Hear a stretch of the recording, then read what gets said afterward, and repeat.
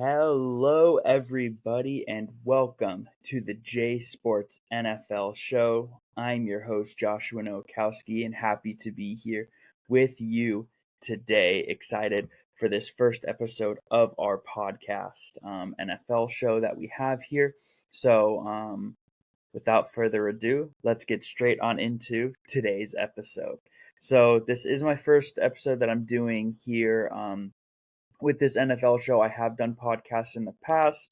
For those that remember J Sports, After the Buzzer, I've done podcasts in the past, and the hardest thing that I really had to deal with was that I was wanting to do sports that were played every day, which made it very hard on my schedule, and I just didn't have the time or scheduling available for that to be able to do every day uploads to cover everyday sports.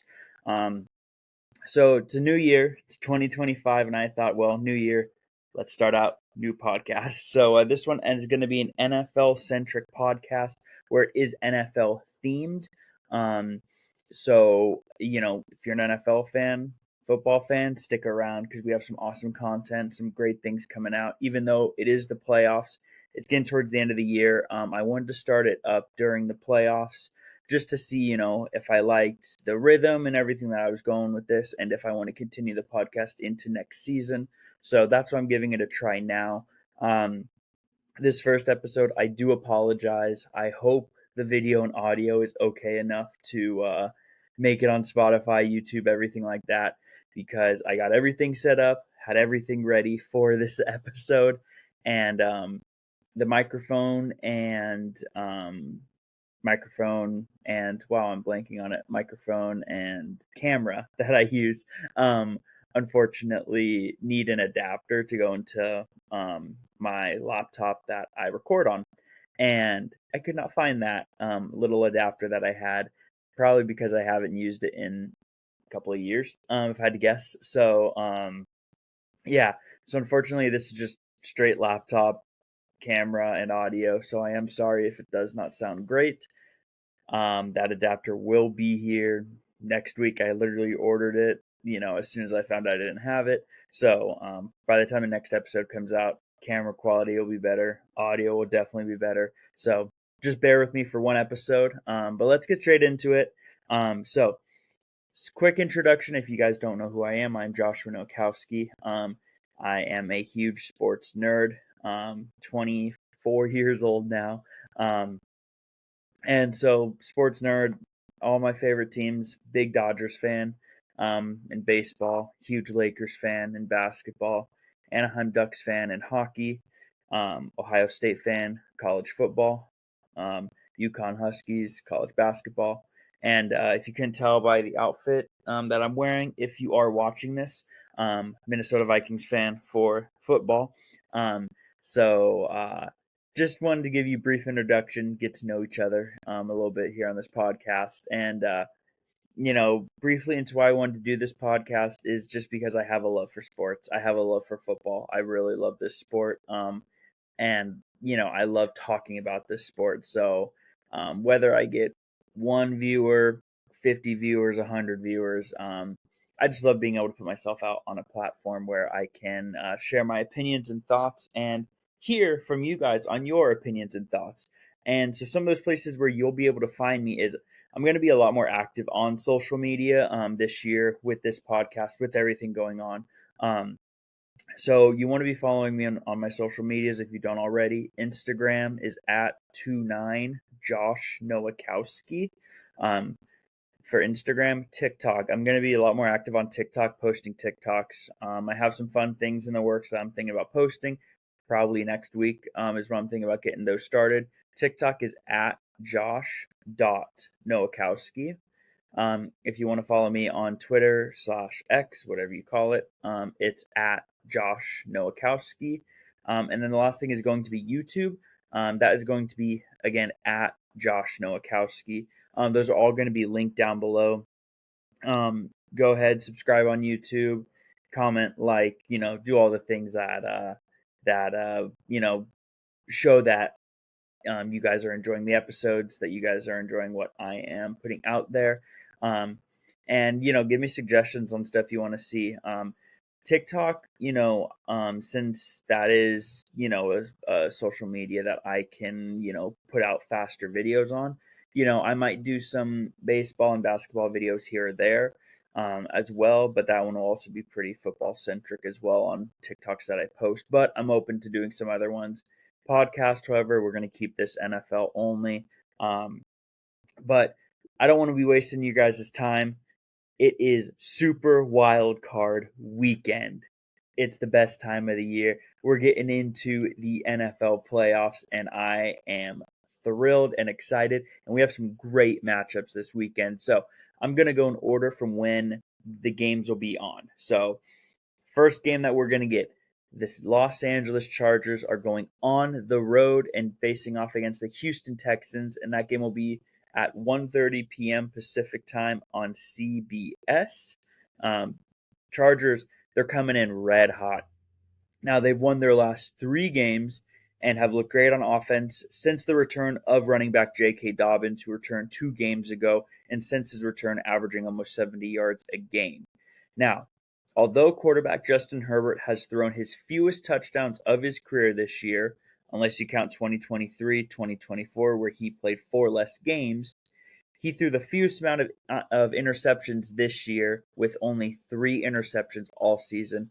Herbert also unlocked his legs, posting a career high in rushing yards this year. Um, Justin Herbert has looked absolutely excellent this season. Even though going into the year it was, well, who's he going to be throwing to? We're not sure who his receivers and targets are.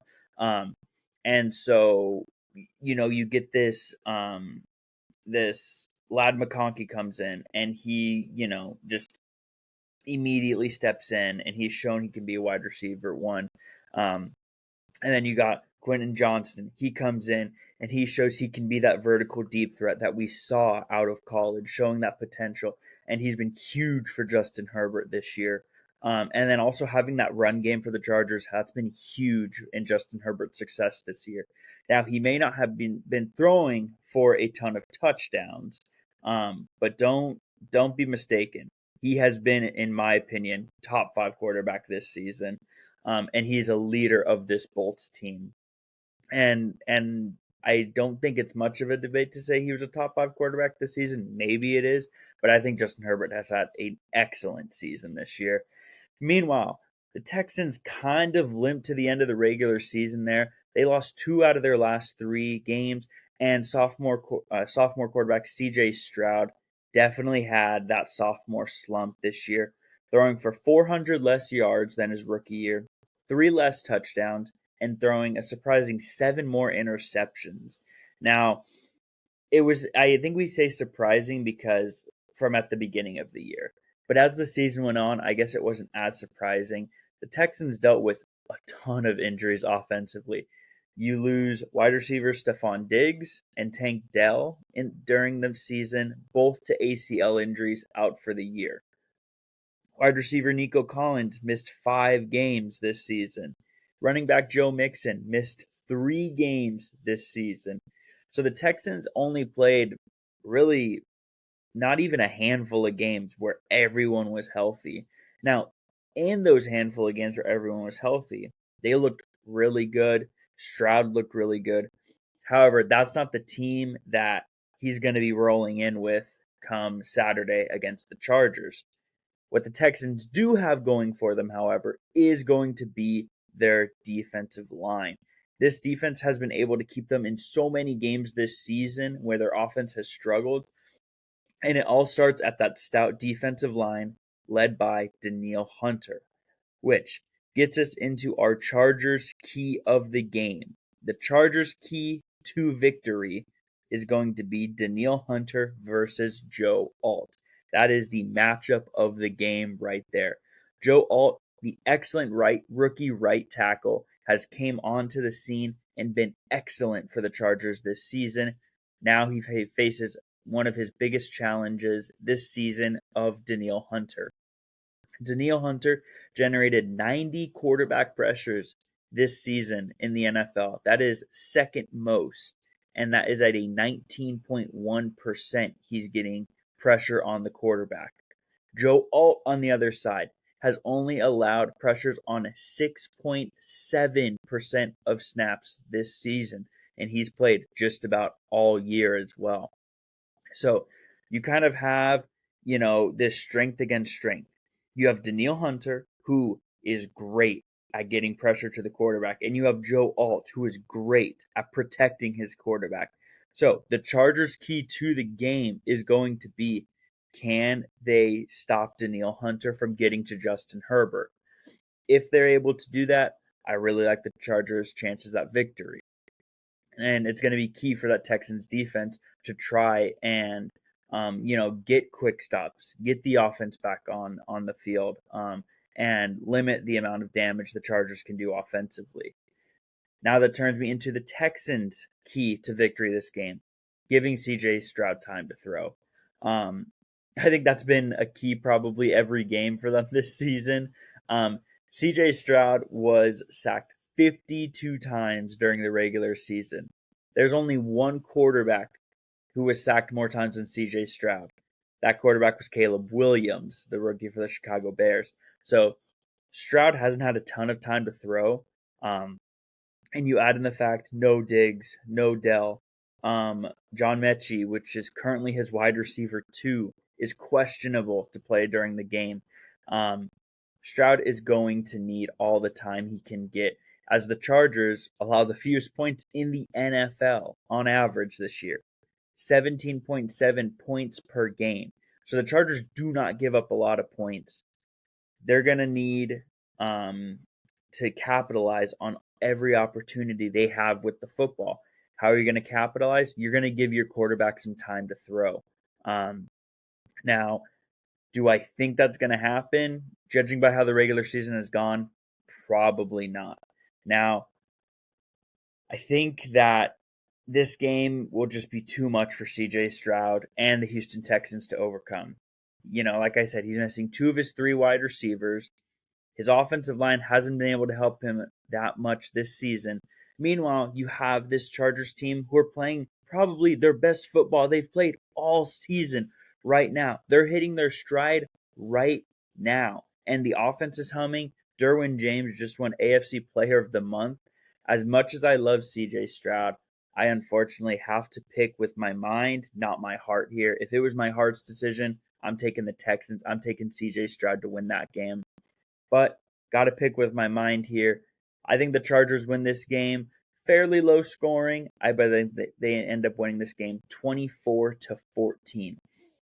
Now, our second matchup of the game is going to be the Pittsburgh Steelers. They go on the road to face a familiar opponent, the Baltimore Ravens. This game is going to be on Saturday at 5 p.m. Pacific Standard Time. Now, these two teams, very familiar opponents with each other. Now, the history shows this season alone, let's start there. This season, they split the season series. Steelers win the first matchup 18-16. Ravens win the second matchup 34-17. Now, these teams have met in the playoffs before. They've met a total of 4 times. This is the 5th matchup. In those 4 previous matchups, the Ravens are 1-3 in the playoffs against the Steelers. However, their most recent matchup, the 2015 AFC wildcard game, was the Ravens' 1 victory against the Steelers in those 4 attempts. So that was a decade ago. So it's been a while since these teams have played each other. So this is going to be a very exciting matchup. Now, led by 2-time MVP Lamar Jackson, he had another MVP-worthy season in 2024 with 4,172 passing yards, 41 touchdowns, 4 interceptions, also adding in 915 rushing yards, 4 rushing touchdowns as well. Now, the Ravens come in winning their last 4 games, but Lamar's going to have to do it without his wide receiver 1. Zay Flowers, unfortunately, he's out with a knee injury. I don't think he's expected to be back at all this season. I don't know if that's confirmed or not, but knowing that it's a knee injury, I would assume he's out long term. Now, luckily, the Ravens made a move in the offseason to prepare for things like this. And this is why they went out. This is why they signed this guy in the offseason. You guys all know who I'm talking about. That's going to be Derrick Henry. I expect them to lean heavy into Derrick Henry, who had just over 1,900 rushing yards, 16 rushing touchdowns during the regular season. So the Ravens' game plan, I think it's going to be surrounded around Derrick Henry, getting him the ball. More on that once I get to my keys to the game. Now, going into the Pittsburgh Steelers, Steelers are coming in really limping into the playoffs. They've lost 4 straight games after starting the year 10-3. So this ferocious defense that causes chaos, that's nothing new for Mike Tomlin. We know that's the Mike Tomlin brand. He wants that ferocious defense that plays good in December and January. The offense is the concern in Pittsburgh, as it has been for years now. They averaged 22.4 points per game and 339.6 yards per game. Now, those yards per game, that ranks them 21st in all of the NFL.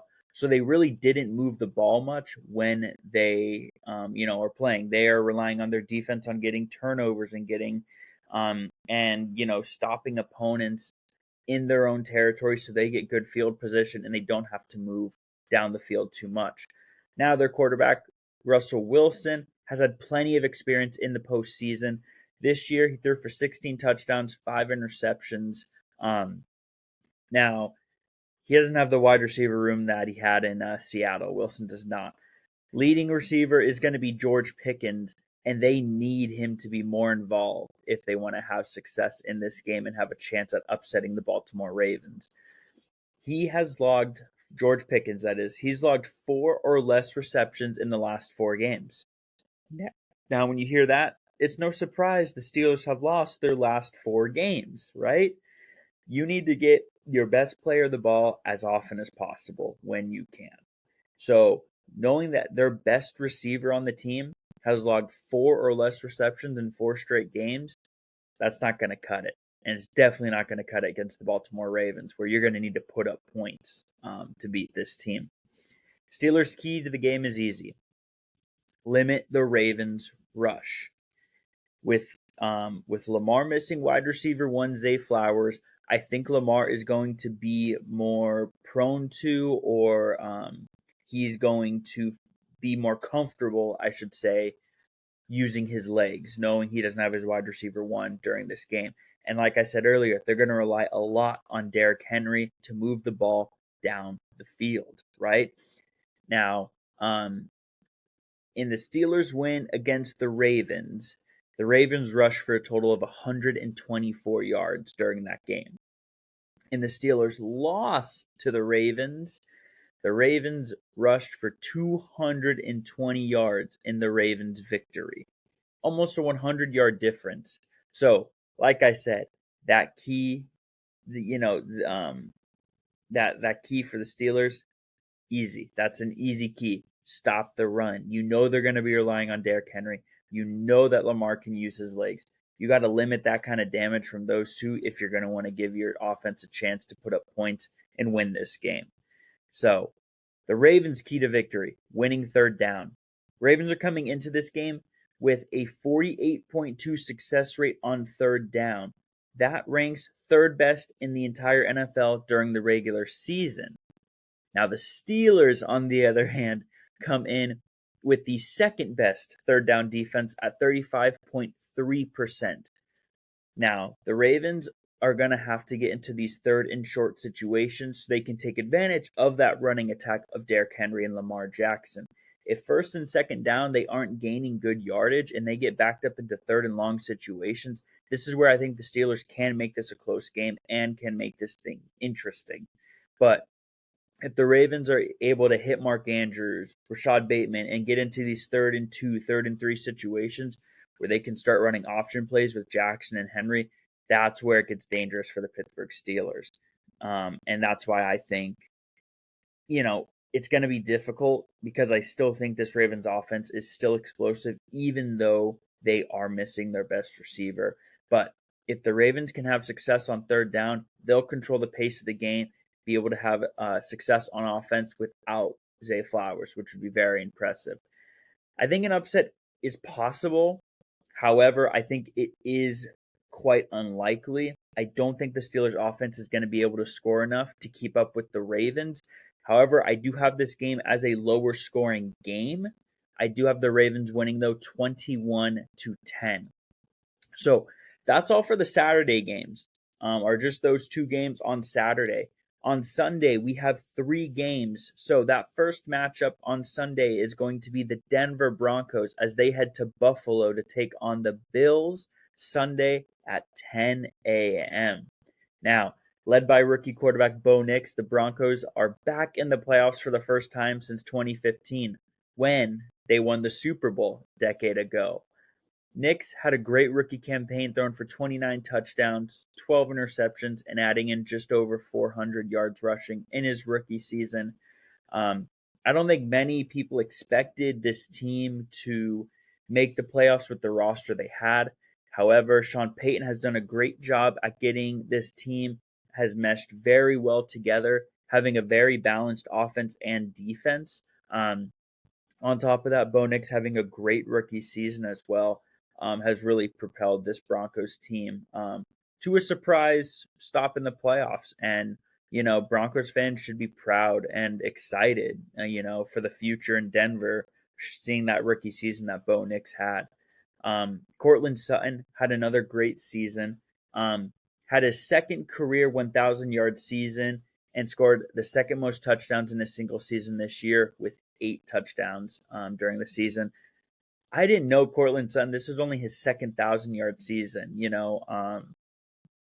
Cortland Sutton is a very, very highly touted, highly talked about wide receiver. So to hear this is only his second career 1,000-yard season was pretty shocking. But he had a great year this year for Denver, and he really helped this offense, and he really became Bo Nix's go-to comfort person to throw to when he had to have a big throw. Now, on the opposite side of Nix is MVP candidate Josh Allen. What a year Josh Allen has had, truly. 3,731 passing yards, 28 touchdowns, only 6 interceptions. Now, add all that up, he also has 532 rushing yards and a whopping 12 rushing touchdowns. 12 rushing touchdowns from quarterback Josh Allen. This Buffalo offense, while they can be super explosive in the passing game, and Josh Allen is always looking to show off that arm and throw it deep, this game can really thrive on the run game that the Bills have. James Cook rushed for over 1,000 yards this season as well and added in 16 rushing touchdowns. So if you add that up between Josh Allen and James Cook, 28 rushing touchdowns between the two. That's an unbelievable number. Now, key to the game is, in my opinion, it's the same for both teams. So it's just going to be one key, and it's kind of for both teams. Can the Broncos stop the Bills' run game? It's as simple as that for both sides. Can the Bills have success against the Broncos' run defense? And can the Broncos stop the Bills' run game? The Bills come in averaging over 130 rush yards per game. Broncos, on the other hand, they only average giving up 96 rushing yards per game. So, I think that the Broncos can have success in stopping the run game. However, I do think that the task is going to be too tall to take down this Buffalo Bills team. While the Cinderella story that the Broncos have had this season has been nice, the Bills, I think, will prove to be just a little bit too much against this Broncos team. Bills win this game. I have it 31-17. A little bit higher scoring of a game. Our next matchup is going to be the Green Bay Packers taking a trip to Philly to play the Eagles. This game is Sunday at 1:30 p.m. Pacific Standard Time. Now, these two teams met back in week 1 of the season, all the way in Brazil, had the Eagles prevailing in that game 34-29. Now, however, these two teams have gone through their entire regular season now since seeing each other in week 1. These are not the same teams from week 1. but the biggest question mark is going to be Jalen Hurts and his status. As I'm recording this video or this show, I should say, he's still in concussion protocol. Then he remains questionable for the game. So Jalen Hurts is a key piece, obviously, in this team for the Eagles, and I think they do need him out on the field on Sunday. So, I'm sure we're going to get more information probably in the next day. Probably by the time this episode comes out, we'll have more information on if he's going to be able to go or not. Now, this is why you go out and you sign Saquon Barkley, right? For if there's a possibility Jalen Hurts doesn't play, you still go, we have Saquon, you know, Kenny Pickett, just be a game manager, and we rely on Saquon. And Saquon has elevated this already dangerous Philly offense. Barkley rushed for just over 2,000 rushing yards, adding in 13 rushing touchdowns and almost 300 receiving yards. Now, the Eagles' offense, they averaged the second most rushing yards in the NFL, averaging almost 180 yards per game. Now, that's not the only thing they can do on offense. That wide receiver duo of A.J. Brown and Devonta Smith combined for 1,912 receiving yards, 15 receiving touchdowns. So this offense is explosive not only in the run game, but as well in the pass game. And they have shown that all season. Meanwhile, you got the other side of the ball. You got Jordan Love.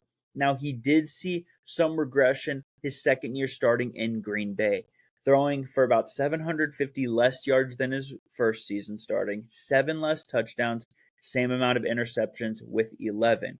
However, the addition of Josh Jacobs has proved vital in this offense, rushing for 1,329 yards and adding in 15 rushing touchdowns. However, the Packers are missing their best deep threat wide receiver, Christian Watson. He's out with a knee and ACL injury, will be out for the rest of the season should the Packers move on in the playoffs. Packers, key to the game. Can they limit the Eagles' explosive offense? Packers give up an average of 99.4 rushing yards per game. That's good for 7th best in the NFL. Now, in their first matchup, all the way back in week 1, Saquon Barkley rushed for 109 yards, adding in 2 touchdowns, 1 receiving, 1 rushing touchdown. They're going to need to somehow contain or limit, I should say, the damage that Saquon Barkley can do on that offense if they want a chance to move on into the divisional round. The key for the Eagles, make Jordan Love beat you. Love has had a very up and down season. He has had, these moments where he's looked like that quarterback from the first year where he's confident, he's looking good, he's throwing with confidence. Then he's had these moments where he looks a little sluggish, a little slow, kind of like the game sped up on him a little bit. So I think make him beat you because he's now missing his best deep target in Christian Watson. So the Packers are going to rely heavily on Josh Jacobs and the run game for the success of the offense. So Eagles defense, focus on Jacobs, focus on stopping the run and say, Jordan Love, if you can beat us in the air without your best deep threat, beat us in the air without your best deep threat. I think Philly is very confident in their secondary, and if Jordan Love is forced to throw a lot, I think Philly feels confident that he's bound to make at least 1 or 2 mistakes, judging by how the season has gone on. Now, again, this all relies on Jalen Hurts. Is he playing? Is he not? So I am going to have 2 predictions for this one, only because we don't know if Jalen Hurts is playing. And it's my NFL show, so I make the rules, right? So first one, if Jalen Hurts does not play, which I think is the more unlikely scenario. I think Hurts does play, but let's say Jalen Hurts does not play. I think Philly still gets the victory. However, I think it's going to be like 24-20 probably. That's what I'd say. 24-20. Eagles win without Jalen Hurts. Now, what I think is Jalen Hurts does play. And I think Philly wins this game at home with Hurts, with Saquon, with A.J. Brown, Devonta Smith. They win this game 34-20. That is my prediction if Jalen Hurts plays. Now we have our Sunday night game, and I think this is going to be an excellent game. I'm a Vikings fan. I'm pumped for the Monday game for the Vikings game, but I'm really excited for this game. The Washington Commanders are going on the road against the Tampa Bay Buccaneers. This game is Sunday night, 5 p.m. So, Sunday Night Football normally 5:15, 5:20. This game's at 5 p.m. So, just be ready. 5 p.m. kickoff for this game. These two teams also met back in week 1. Bucks winning that first matchup 37-20. Now, this is not the same Commanders team they faced back in week 1. They were facing a rookie, Jaden Daniels, in his first NFL game. Now, even though Jaden Daniels looked pretty good in that game, this is a very different Commanders team, very different offense, very different defense. And let's just get straight into it.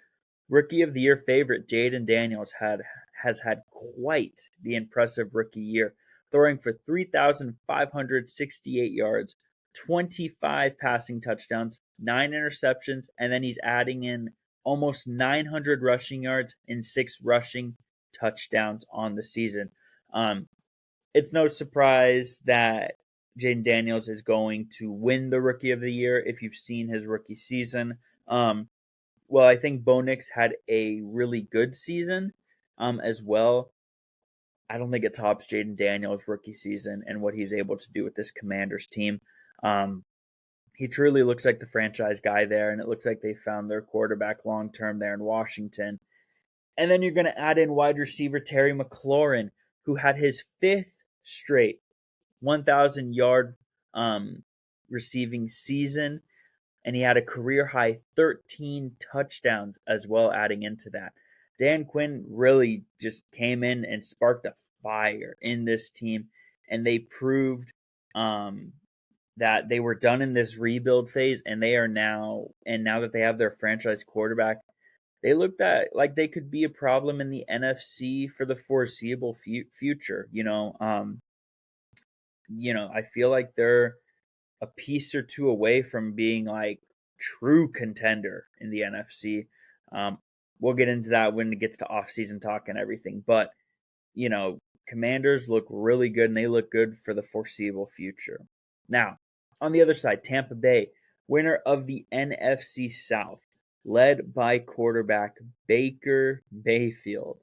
Baker Mayfield, another impressive season, throwing for 4,500 yards, 41 touchdowns, both career highs. He also ran for a career high 378 yards. So Baker has stacked great seasons now in Tampa Bay, and he's looked really good. He's really looked in command with this offense.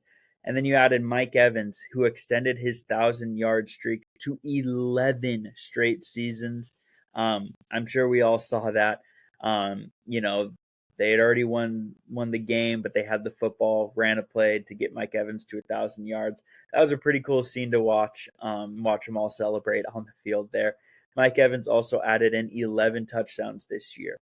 Now, what I think makes this offense super dynamic, though, is the emergence of Bucky Irving into the rushing game for the Bucks.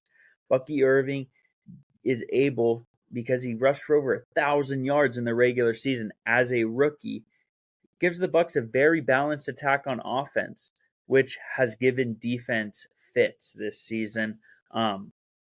So, I think the Commanders' key to the game, how much can you contain Baker and Mike Evans? Even though Tampa Bay does have this very balanced offense in the rush game, this offense still runs through Baker and Mike Evans. The Buccaneers averaged the 3rd most passing yards per game in the NFL, just over 250 yards per game. However, looking at Washington's defense, on average, they give up the 3rd fewest passing yards in the NFL this regular season at 189.5 yards per game. The Commanders' defense is going to have to limit Baker and the deep ball to Mike Evans. That's going to be the key play because Baker's going to take his shots to Mike Evans. Commanders got to be ready for it and be able to stop that play if they want a chance at an upset at Raymond James Stadium Sunday night. Key for the Buccaneers is really to make Jaden Daniels uncomfortable.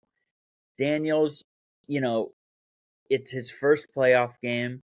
I'm sure there's going to be nerves in that first, couple of first series. Now, even though Jaden Daniels, he's had many, many big moments in his rookie season and has shown he can stay calm and composed and under pressure in the biggest moments. Now, he's going to have to do it on Sunday night because it doesn't get any bigger than the playoffs for the Washington Commanders. And on top of that, you have this Bucs defense, which ranks top 10 in the entire NFL in sacks. So they're going to need to bring the pressure. They need to make Jaden Daniels uncomfortable and uncomfortable in the pocket and rush that young quarterback and, kind of speed up his timing in his head if they want a chance at victory in this game. I think this is going to be the best and the closest game of the weekend by far. And this was a tough choice. I really kept going back and forth on it. But give me the Washington Commanders, man. Something about this good juju on this team. I just like the Commanders. Give me the Commanders for the upset, winning 27-24. So, those are all of Sunday's games. We have one game remaining to go over. It's going to be the Monday Night Football game. The Minnesota Vikings head to Arizona to face not the Arizona Cardinals, but the Los Angeles Rams Monday night, 5 p.m. Pacific Standard Time. Now, this game was moved to Arizona because of these fires going on in LA. For those of you who don't know, I don't live in LA. I live near-ish to LA, I like to say. So this week has it's been crazy around here. And in the area, you have the Palisades fire, which is at, I think it was last update was like 19,000 acres. Eaton fire was over 10,000 acres. There was the Sunset fire out in Hollywood. And then today there was the Kenneth fire, which burned close to 1,000 acres. I was up in West Hills area. So first, just huge thank you to all the firefighters and first responders. You're out there risking your life, trying to put these fires out, putting yourself in danger for the safety of the community here. And so just a big thank you to those firefighters. I also send my thoughts and prayers with everyone, who's been evacuated, and to the unfortunate people who have, lost homes, lost precious things. I always say though, the most important thing is the person. As long as you're okay, and you got out safe, things will be replaced, even though it is devastating. But biggest safety is the people, and because of that, due to the air quality and the smoke in the Los Angeles area, they decided today that they're going to move the game to Arizona for that Monday night game. But just wanted to give a quick shout out. Thank you to those first responders fighting those fires out here in Los Angeles. Now, these two teams, getting back to the football game, Rams-Vikings met in Week 8. Rams came out on top in that Thursday night game, 30-20. I was at that game. That was a very frustrating game to watch as a Vikings fan. Now, led by veteran quarterback Matthew Stafford, the Rams won the NFC West and set up their quote-unquote home game against Minnesota in Arizona. This young, fierce Rams defense, combined with their talented offense of Cooper Kupp, Puka Nacua, Kyron Williams. Kyron Williams, I didn't realize this until I started looking into it. He had almost 1,500 all-purpose yards this season. I knew he was having a good season. I did not realize he was having that good of a season of almost 1,500 all-purpose yards. So great season from Kyron Williams with the Rams. And between this balance of the young defense and this offense, this Rams team has been able to thrive.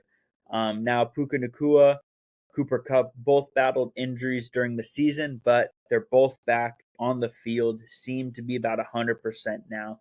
And it's going to be giving the Minnesota Vikings defense nightmares with those two wide receivers lining up on Monday night.